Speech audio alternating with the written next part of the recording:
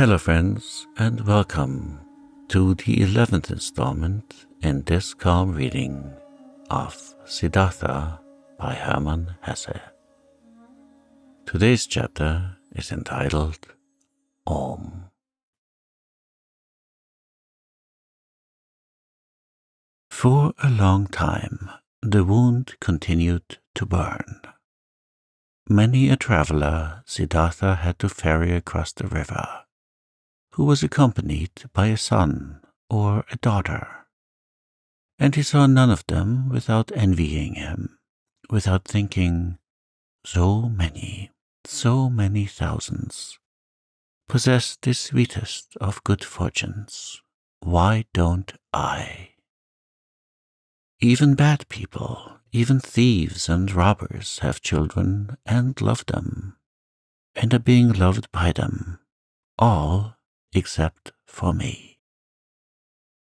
Thus simply, thus without reason, he now thought, thus similar to the childlike people he had become. Differently than before, he now looked upon people, less smart, less proud, but instead warmer, more curious, more involved.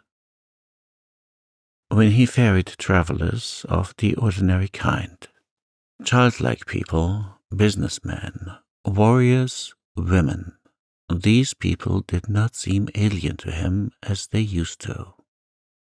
He understood them. He understood and shared their life, which was not guided by thoughts and insight, but solely by urges and wishes. He felt like them. Though he was near perfection and was bearing his final wound, it still seemed to him as if those childlike people were his brothers. Their vanities, desires for possession, and ridiculous aspect were no longer ridiculous to him, became understandable, became lovable, even became worthy of veneration to him. The blind love of a mother for her child, the stupid, blind pride of a conceited father for his only son, the blind, wild desire of a young, vain woman for jewelry and admiring glances from men. All these urges, all of this childish stuff, all of these simple, foolish, but immensely strong, strongly lived, strongly prevailing urges and desires were now no childish notions for Siddhartha any more. He saw people living for their sake, saw them achieving infinitely much for their sake, traveling, conducting wars, suffering infinitely much, bearing infinitely much, and he could love them for it. He saw life, that what is a life, the indestructible, the Brahman in each of their passions, each of their acts. Worthy of love and admiration were these people in their blind loyalty, their blind strength and tenacity. They lacked nothing. There was nothing the knowledgeable one, the thinker, had to put him above them except for one little thing, a single tiny, small thing. The consciousness, the conscious thought of the oneness of all life. And Siddhartha even doubted in many an hour whether this knowledge, this thought was to be valued thus highly, whether it might not also perhaps be a childish idea of the thinking people, of the thinking and childlike people.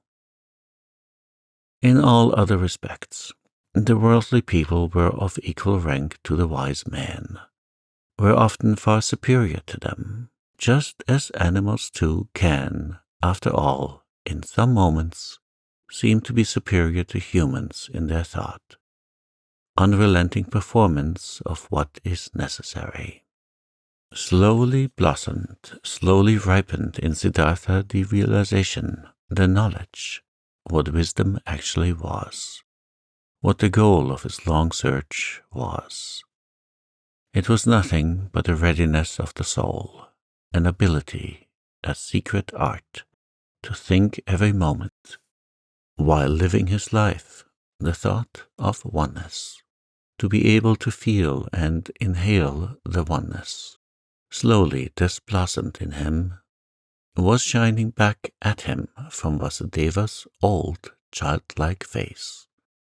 Harmony, knowledge of the eternal perfection of the world, smiling oneness. But the wound still burned. Longingly and bitterly Siddhartha thought of his son, nurtured his love and tenderness in his heart, allowed the pain to gnaw at him, committed all foolish acts of love. Not by itself this flame would go out. And one day, when the wound burned violently, Siddhartha ferried across the river, driven by a yearning, got off the boat and was willing to go to the city and look for his son. The river flowed softly and quietly. It was the dry season, but its voice sounded strange. It laughed. It laughed clearly. The river laughed. It laughed brightly and clearly at the old ferryman.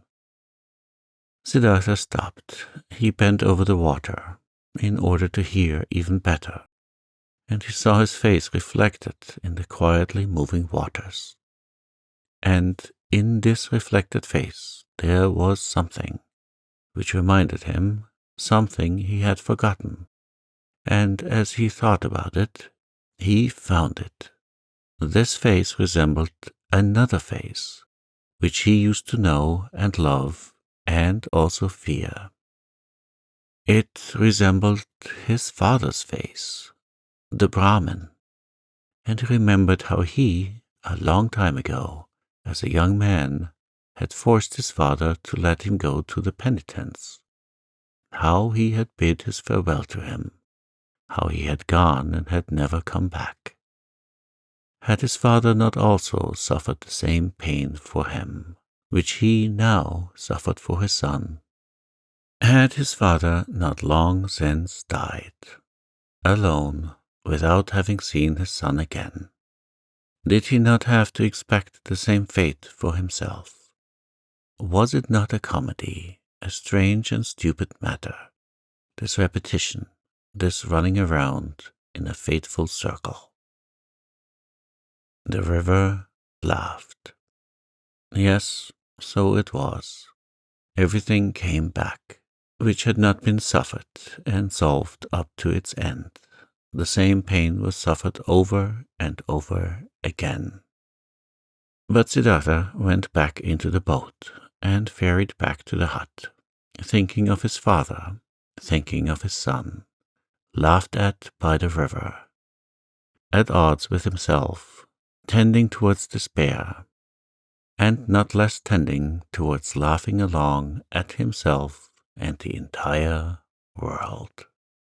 Alas, the wound was not blossoming yet. His heart was still fighting his fate. Cheerfulness and victory were not yet shining from his suffering. Nevertheless, he felt hope, and once he had returned to the hut, he felt an undefeatable desire to open up to Vasudeva, to show him everything, the master of listening, to say everything. Vasudeva was sitting in the hut and weaving a basket. He no longer used the ferry boat. His eyes were starting to get weak, and not just his eyes, his arms and hands as well. Unchanged and flourishing was only the joy and the cheerful benevolence of his face. Siddhartha sat down next to the old man. Slowly he started talking. What they had never talked about, he now told him of his walk to the city at that time and the burning wound, of his envy at the sight of happy fathers, of his knowledge of the foolishness of such wishes, of his futile fight against them, He reported everything. He was able to say everything, even the most embarrassing parts. Everything could be said, everything shown, everything he could tell. He presented his wound, also told how he fled today, how he ferried across the water, a childish runaway, willing to walk to the city, how the river had laughed. While he spoke for a long time, while Vasudeva was listening with a quiet face. Vasudeva's listening gave Siddhartha a stronger sensation than ever before. He sensed how his pain, his fears flowed over to him, how his secret hope flowed over, came back to him from his counterpart. To show his wound to this listener was the same as bathing it in the river, until it had cooled and became one with the river.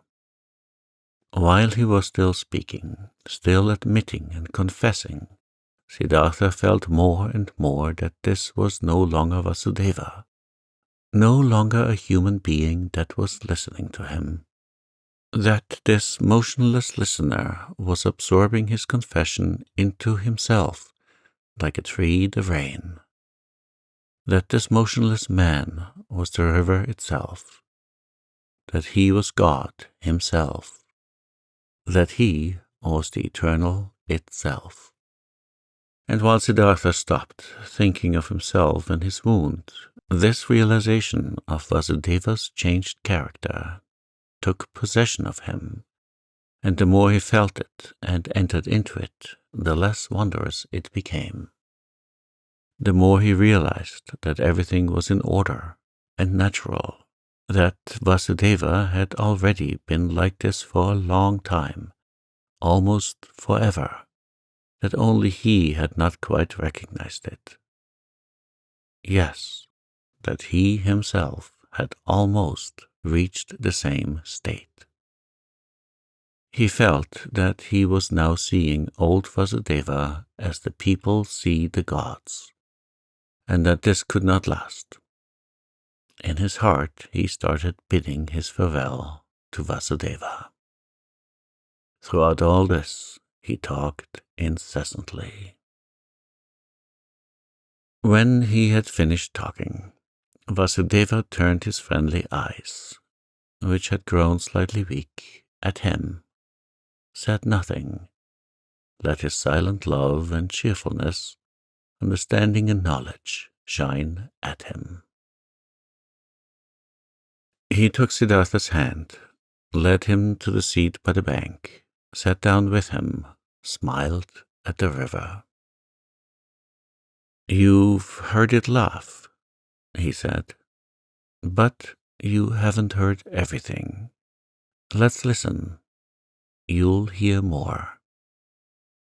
They listened. Softly sounded the river, singing in many voices. Siddhartha looked into the water, and images appeared to him in the moving water. His father appeared, lonely, mourning for his son. He himself appeared, lonely, he also being tied with the bondage of yearning to his distant son.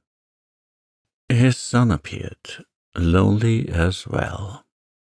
The boy greedily rushing along the burning course of his young wishes, each one heading for his goal, each one obsessed by the goal, each one suffering. The river sang with the voice of suffering. Longingly it sang. Longingly it flowed toward its goal. Lamentingly its voice sang. Do you hear? Vasudeva's mute gaze asked. Siddhartha nodded. Listen better, Vasudeva whispered. Siddhartha made an effort to listen better.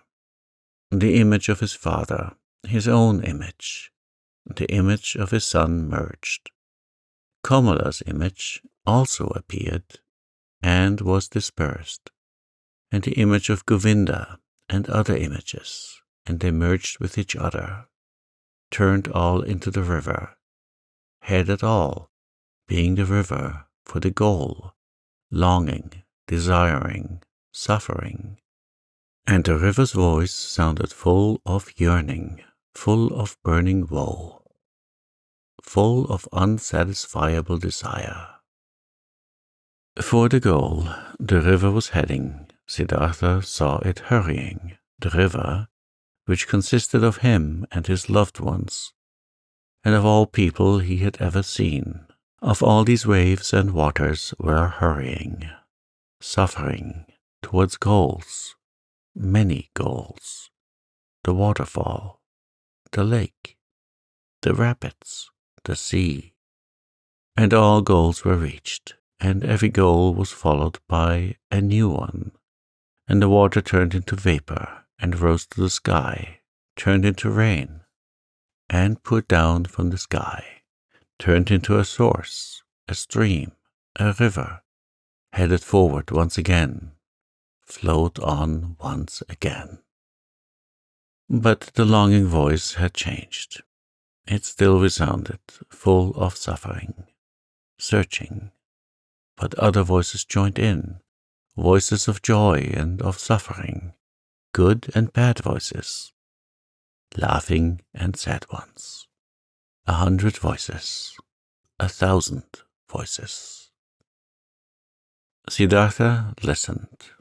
He was now nothing but a listener, completely concentrated on listening. Completely empty, he felt that he had now finished learning to listen. Often before, he had heard all this, these many voices in the river. Today it sounded new. Already he could no longer tell the many voices apart, not the happy ones from the weeping ones, not the ones of children from those of men. They all belonged together, the lamentation of yearning and the laughter of the knowledgeable one, the scream of rage and the moaning of the dying ones. Everything was one. Everything was intertwined and connected, entangled 1,000 times. And everything together, all voices, all goals, all yearning, all suffering, all pleasure, all that was good and evil, all of this together was the world. All of it together was the flow of events, was the music of life. And when Siddhartha was listening attentively to this river, this song of 1,000 voices, when he neither listened to the suffering nor the laughter, when he did not tie his soul to any particular voice and submerged himself into it, but when he heard them all, perceived the whole, the oneness, then the great song of the 1,000 voices consisted of a single word, which was Om, the perfection. Do you hear? Vasudeva's gaze asked again. Brightly, Vasudeva's smile was shining, floating radiantly over all the wrinkles of his old face, as the Om was floating in the air over all the voices of the river. Brightly his smile was shining when he looked at his friend, and brightly the same smile was now starting to shine on Siddhartha's face as well. His wound blossomed, his suffering was shining, his self had flown into the oneness. In this hour, Siddhartha stopped fighting his fate, stopped suffering.